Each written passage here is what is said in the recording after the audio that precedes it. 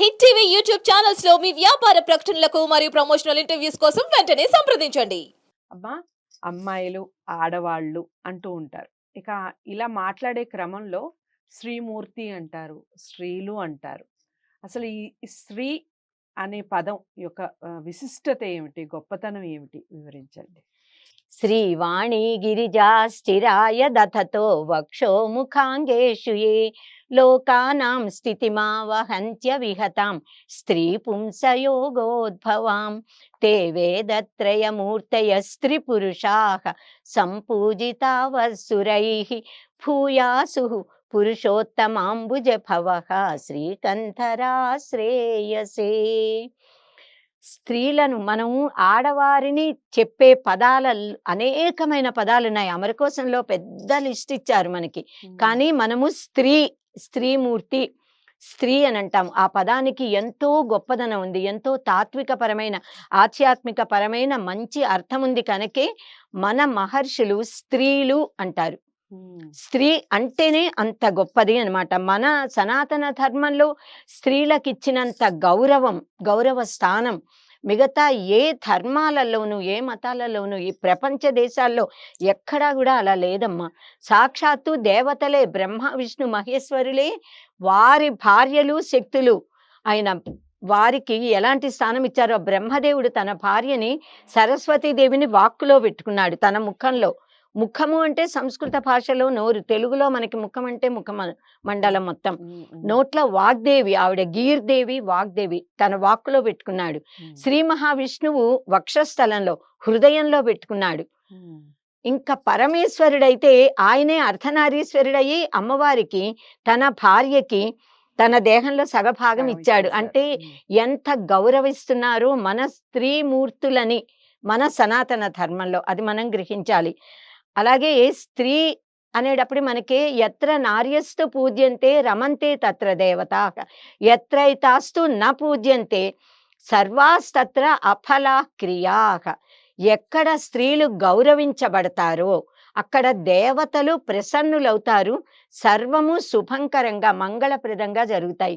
ఎక్కడ స్త్రీలు అవమానించబడతారో, గౌరవించబడరో అక్కడ అన్ని పనులు కూడా నిష్ఫలం, అసలు సరిగ్గా జరగవు, ఫలం లభించదు. అంటే స్త్రీలకు ఎంత ఉన్నత స్థానం ఇచ్చారో మనం తెలుసుకోవాలమ్మా మన సనాతన ధర్మంలో.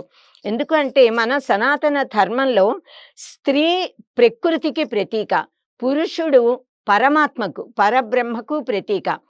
సహజంగా ప్రకృతి పురుషుని సంపర్కం లేకపోతే అసంపూర్ణ, పురుషుడు కూడా ప్రకృతితో కలవకపోతే అసంపూర్ణుడే.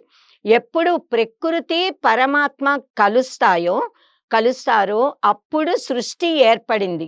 అలాగే ఒక స్త్రీ ఒక పురుషుడు కలిస్తేనే, వైవాహిక బంధంతో బంధింపబడితేనే సత్సంతానము అనేది కలిగి వంశము వర్ధిల్లుతుంది, ఐహిక ఆముష్మిక సుఖాలని పొందగలుగుతారు. ధర్మార్థ కామ మోక్షాలు, ధర్మార్థ కామాలు సాధించాలి అంటే దాంపత్యం తప్పనిసరి.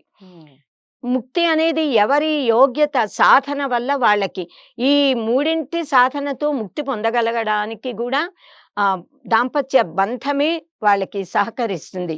కనుక ఆడపిల్లల లక్షణాలని, స్త్రీమూర్తుల లక్షణాలు ఎలా ఉంటాయి అన్నది చెప్పే అనేకమైన పదాలని అమరకోశకారుడు వివరించాడమ్మా. మనం 2-3 శ్లోకాలైనా చెప్పుకుందాం. చాలా పర్యాయ పదాలు ఉన్నాయి. స్త్రీ యోషి దబలాయూష, నారీ సీమంతిని వధూ, ప్రతీపదర్శిని వామ వనిత మహిళ తథా విశేషాస్త్వంగనా భీరు కామిని వామలోచన ప్రమద మానిని కాంత లలనా చ నితంబిని పత్ని పాణి గృహీత చ ద్వితీయ సహధర్మిణి భార్యా జాయా అథ పుంభూమిర్దారాహ స్యాత్తు కుటుంబిని. ఇలా ఇంకా చాలా చాలా ఉన్నాయి. కళత్రం అంటారు, పురంధ్రి అని అంటారు, కులస్త్రీ, కులపాలిక, ఇలా వందల నామాలు ఉన్నాయమ్మా. అయితే ప్రతి పదానికి కూడా ఒక అర్థం ఉంది, ఒక ప్రయోజనం ఉంది. ఆమెలో ఉన్న లక్షణాలు, ఆమె ధర్మాలు, వాటిని పదాలు తెలియజేస్తాయి. భార్య అంటే భరించేది, భరించబడేది. ఆమె భర్తని, కుటుంబాన్ని భరిస్తుంది. ఆమె భర్త చేత భరించబడుతుంది కనుక భార్య. ఉమ్, అలాగే జాయా అంటాము. జాయా అంటే జా అంటే పుట్టడం. ఉమ్, ఆమె భర్త ఆమెలో ఆమె ద్వారా సంతాన రూపంలో మళ్ళీ పుడతాడు. ఉమ్, ఆత్మావై పుత్రనామాసి. ఉమ్, కనుక కొడుకు కూతురు పిల్లలు సంతానము అనేది భర్త భార్యలో నుంచి మళ్ళీ తిరిగి జన్మించడం.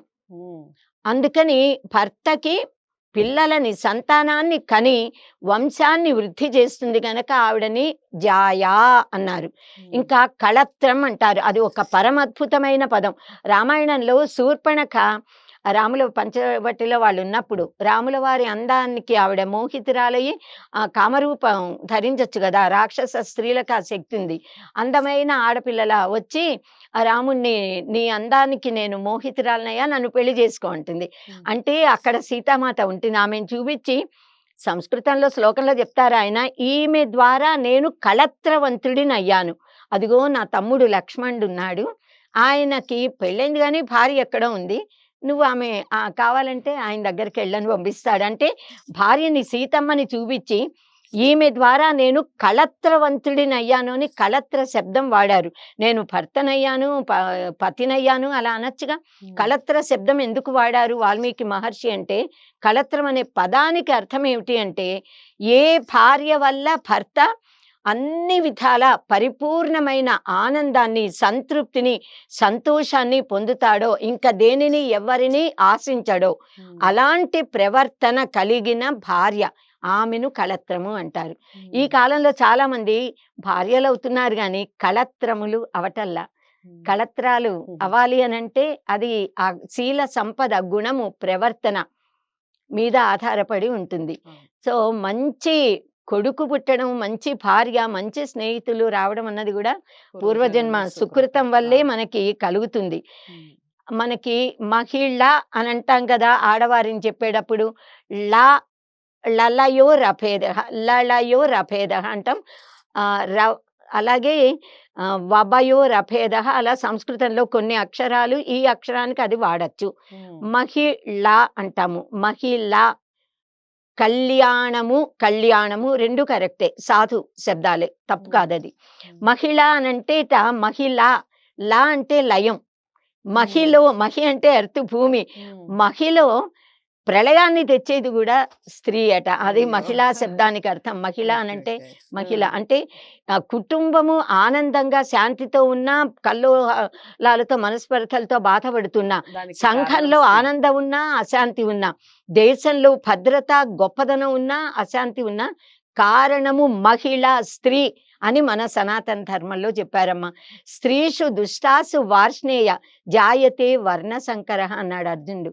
సో అలా స్త్రీలు, అందుకే మనవారు సనాతన కాలం నుంచి స్త్రీలని రక్షించడం, స్త్రీత్వ ధర్మాలని, గుణాలని, లక్షణాలని చెప్పడం, వారు స్త్రీ లక్షణాల్ని పాటించేలా చేయడం తల్లిదండ్రులు చిన్నప్పటి నుంచి పిల్లలకు అలవాటు చేస్తూ, భర్తలు భార్యని గౌరవిస్తూ, ప్రేమిస్తూ, వారి చేత గౌరవించబడుతూ మనం అందరం కూడా, అందుకే మన దాంపత్య జీవితం అన్నది ప్రపంచ మానవులకి ఆదర్శంగా ఉంది భార్య యొక్క ప్రవర్తన వల్ల.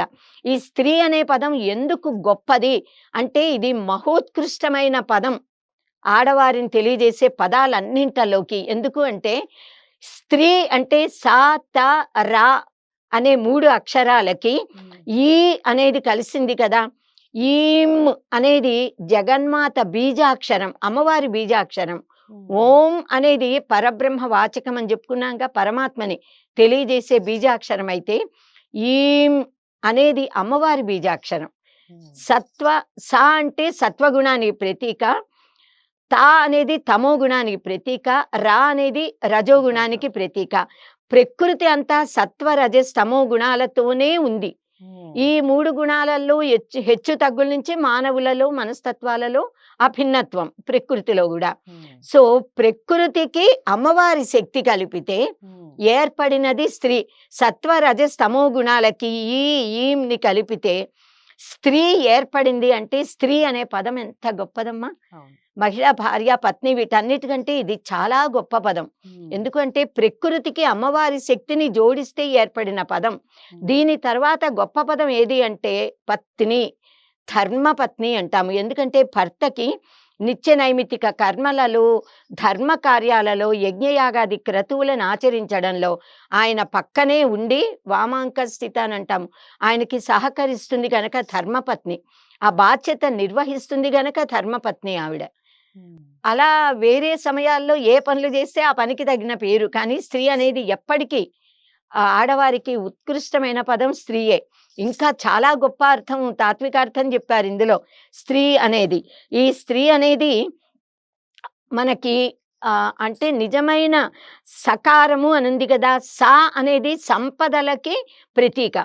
సంపదలు అంటే ఐశ్వర్యము అనుకుంటారు. ఐశ్వర్యం అంటే ఏమిటి? ఐశ్వర్యం అంటే డబ్బు కాదు. ఎప్పుడు కూడా డబ్బనే భ్రమ లోకంలో. ఐశ్వర్యం అనేది మనకి దేని వల్ల శాంతి కలుగుతుందో, ఆనందం కలుగుతుందో, మన కామనలన్నీ ఈడేరుతాయో. ధనం అగ్నిర్ ధనం వాయు ధనమింద్రో బృహస్పతి అని మనకి జీవితంలో సుఖంగా ఉండడానికి కావలసినవన్నీ ధనమే. ఆ ధనాన్ని సంపద అంటాము. సా అనే అక్షరం సంపదకి ప్రతీక కనుక సా అంటే ఆవిడ సంపదలతో ఉన్నది. నిజమైన సంపద ఏది మానవులకి అంటే బ్రహ్మ జ్ఞానం. జ్ఞానాదేవతు కైవల్యం. అసలైన సంపద బ్రహ్మ జ్ఞానము కనుక సా అంటే బ్రహ్మ జ్ఞానం. తా అంటే అది తాత్వికత. తా అంటే తల్లీనత, అందులో కలిసిపోవడం, లీనమవడం. తల్లీనులయ్యాము అంటామంటే ఆ భావంలో లీనమైపోవడం అన్నమాట. కనుక లీనమవ్వడం, అందులోకి చేరడం, బ్రహ్మ వాచకం అది కూడా. రా అంటే అగ్నిబీజాక్షరం. రా అనేది రజోగుణానికి ప్రతీక. అగ్నిబీజాక్షరం కనుక అగ్ని తేజస్సుకి, సూర్య శక్తికి అది ప్రతీక. అంటే సాతా రాలల్లోనే సత్వగుణం ఉంది, అందులో సర్వ సంపదలు ఐశ్వర్య లక్షణాలున్నాయి. ఇంకా అందులో తాత్వికత. తాత్వికత అంటేనే తత్వాన్ని తెలుసుకోవడం, తల్లీనం అవ్వడం, బ్రహ్మ జ్ఞానంలో మునగడం అనే అర్థం ఉంది. సూర్యకాంతి తేజస్సు ఉంది. ఇన్ని కలిసి దానికి ఈం అనే అమ్మవారి బీజాక్షరం కలిస్తే ఆ స్త్రీ అనే పదం యొక్క గొప్పదనం ఎంత మహిమ కలదో మనకు తెలుస్తోంది కదమ్మా. కనుక భార్య స్త్రీ మూర్తి భర్తని పూర్ణపరుస్తుంది. భర్త స్త్రీ లేకుండా అసంపూర్ణుడు. అలాగే భర్త లేకుండా భార్య స్త్రీ కూడా అసంపూర్ణురాలే. వీరిద్దరూ ప్రకృతి పురుషుల కలయిక వల్ల సృష్టి ఏర్పడింది. స్త్రీ పురుషుల కలయిక వల్ల వంశం వర్ధిల్లుతుంది. అలాగే మనకి సౌందర్య లహరిలో ఆదిశంకర భగవత్పాదులు ఏం చెప్తారంటే, స్త్రీ శక్తి అనేది, స్త్రీ అంటేనే శక్తి. శక్తి అంటే పని చేయడానికి సామర్థ్యం. ఆ శక్తి లేకపోతే శివుడు కూడా శివత్వాన్ని కలిగి ఉండలేడు. నిస్తేజులైపోతారు శక్తి లేక. నారీ శక్తి అని అంటారే, వీటికి ఎన్నో కథలున్నాయి. సతి అని అంటాము స్త్రీని. సతి సతి అనంటే కూడా అది ఒక మహత్వమైన పదం. సో ఇలా ఆదిశంకర్లు ఏం చెప్పారంటే, శివశక్త్యా యుక్తో యది భవతి శక్త ప్రభవితుం నచేదేవం దేవో నఖలు కుశల స్పందితుమపి. ఆయనకి శక్తి గనక లేకపోతే స్పందించడానికి కూడా శక్తి చాలదుట. దేవతలందరూ ఒకసారి యుద్ధం చేస్తున్నప్పుడు శక్తిహీనులై నిర్వీర్యం అయిపోతే మళ్ళీ అమ్మవారి శక్తినిచ్చి వాళ్ళని జాగృత పరిచింది. అవి చాలా కథలున్నాయి. ఆ విఘ్నయంత్రం, వినాయకుడు పుట్టడం, రకరకాలుగా. సో ఈశ్వరుడు కూడా శక్తితో కలవాలి. ఇప్పుడు విద్యుత్ శక్తి ఉంది, ఆ విద్యుత్ శక్తి శక్తే. కానీ పరికరాలు ఉంటేనే అది ఫ్యాన్ ద్వారానో, మైక్ ద్వారానో, కరెంటు లైట్ ద్వారానో, రాగితీగ ద్వారా ప్రవహించి మనకు కనిపిస్తోంది. లేకపోతే విద్యుత్తు ఉన్నా కంటికి కనిపించదుగా. కనుక ఈ ప్రకృతి ఉండాలి. ప్రకృతి పరికరాలైతే విద్యుత్ శక్తి పరమాత్మ. ఈ పరికరాలు లేకపోతే ఆయన ప్రకటింపబడడు. ఆయన ప్రకటించబడాలంటే ఇవన్నీ ఉండాలి. రెండింటి సహకారం ఉండాలి. కనుక స్త్రీ పురుషుడు రెండు కూడా. అంటే తకారము తాత్వికతకి సంకేతము అన్నాం కదా. తాత్వికత తాదాత్మ్యత. తాదాత్మ్యత అంటే అర్థం ఏమిటి అంటే అలౌకికమైన ఆనంద అనుభూతి. మామూలుగా లోకంలో కలిగే ఆనందాలు మామూలు, సుఖము, సంతోషము, ఆనందము బాగుంది అంటూ ఉంటాం. కానీ అలౌకిక ఆనందం తాదాత్మ్యత. ఈ తకారానికి ఆ తాదాత్మ్యతని కలిగించే శక్తి ఉంది గనక అది కూడా రకారం అగ్నిబీజాక్షరం. అంటే పాపాలని దహిస్తుంది, దోషాలని కాల్చేస్తుంది, చెడుని పోగొడుతుంది, మంచిని కలిగిస్తుంది. స్త్రీలో ఆ గుణాలు, ఆ లక్షణాలున్నాయి. స్త్రీ ప్రేమతో, ఆదరంతో భర్తని తనలో లయింపజేసుకుంటుంది, ఆకర్షించి ఆనందాన్ని ఇస్తుంది. అలాగే ఆమె కుటుంబంలో అంతా ఎక్కడైనా దోషాలు ఉంటే వాటిని తొలగించి, అగ్నిబీజాక్షరం ఉంది గనక శాంతిని, ఆనందాన్ని, జ్ఞానాన్ని, వెలుగుని కలిగిస్తుంది రకారం వల్ల. ఆ తకారం, రకారం, సకారం ఈ 3 కూడా, సకారం అంటేనే స్పందన శక్తి, చైతన్యాన్ని ఇవ్వడం. ఇంకా భార్యని స్త్రీ అని ఎందుకంటాము అంటే ఇంకో గొప్ప అర్థం చెప్పారమ్మా మనకి శాస్త్రకారులు. స్త్రు అనే ధాతు ఉంది. స్త్రు విస్తరణే, విస్తరింపజేస్తుంది, వంశాన్ని విస్తరిల్ల చేస్తోంది గనక ఆవిడ స్త్రీ. మరి ఆ పదం ఎంత గొప్పది. స్త్రీ లేకపోతే వంశం ఉందా, పిల్లలు ఉన్నారా, భర్తగా ఆనందం ఉంటుందా? లోకంలో మానవులకి నిజమైన ఆనందం దాంపత్య జీవిత ఆనందమే అని చెప్తారు శాస్త్రాలన్నీ. బ్రహ్మానందాన్ని పక్కన పెడితే అది పరమగమ్యమైతే, లోకంలో లౌకికమైన సర్వ ఆనందాలలోకి మహోత్కృష్టమైన నిజమైన ఆనందం దాంపత్య జీవితంలో భార్యాభర్తల అనుబంధం వల్ల కలిగే ఆనందం. కనుక ఈ ఆనందం రావాలి అంటే స్త్రీ కావాలి. స్త్రీ లేకుండా ఆనందం లేదు. వంశాన్ని వృద్ధి చేస్తుంది, దేవతలని అనుగ్రహింపజేస్తుంది. ఎక్కడ స్త్రీలుంటే అక్కడ దేవతలు వస్తారు కదా. ఎత్ర నార్యస్తు పూజ్యంతే రమంతే తత్ర దేవతః. స్త్రీమూర్తి గౌరవించబడే చోట సాక్షాత్తు దేవతలు వచ్చి అందరినీ ఆశీర్వదిస్తారు. కనుక స్త్రీ అనే పదం చాలా గొప్పది. స్త్రీలని గౌరవించే సంస్కారము మన సనాతన ధర్మంలో ఉంది.